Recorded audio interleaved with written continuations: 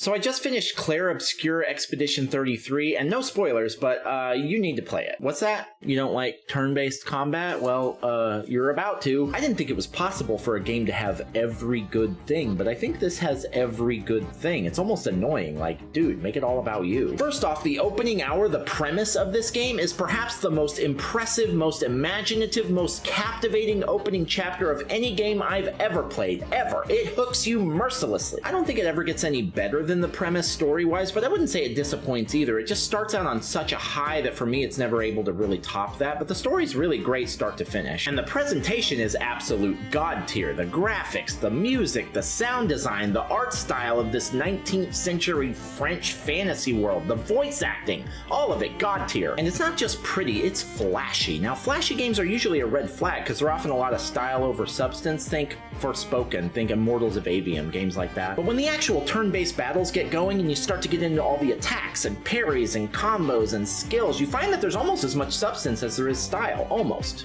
There's a lot of style. This is the best example of an active combat system where you're actually playing during the enemy's turn that I've ever seen. Like, getting good against these bosses feels like fighting Dark Souls bosses, like the parry system scratches that same itch. So it really kind of does have everything, but that doesn't mean it's perfect. There are a couple of little things that aren't flawless, which actually kind of stick out compared to everything else. Like, whoever was in charge of putting platforming challenges into this needs a stern talking to. The platforming is horribly imprecise and shouldn't be highlighted with challenges of any kind. And the graphics overall were great, but if you paid really close attention to specifically the facial animations, you could kind of tell that they weren't quite up to that AAA level, like they were a little stroke-faced a little bit. Lastly, it was fine for me, but if you're hardcore into tough turn-based RPGs, this might be a little bit of a softball for you. Like, if you're looking for a real challenge that forces you to maximize everything in your party, you should probably play on hard. But those are specks in an ocean of peak gaming. Like, when I try to picture the type of gamer that wouldn't enjoy this, I get Candy Crush grandmas, and that's about it. So unless that's you, you should play this. I'm trying to beat 1,000 video games, and I rank every game I beat by just my personal enjoyment level, and this topped out at number 1 out of the 26 games I've beaten so far in 2025, and 21 out of 579 games I've beaten since I started all this. So that's like industry-changing level, which is actually a pretty good way to describe this, I hope. If you played this and didn't like it,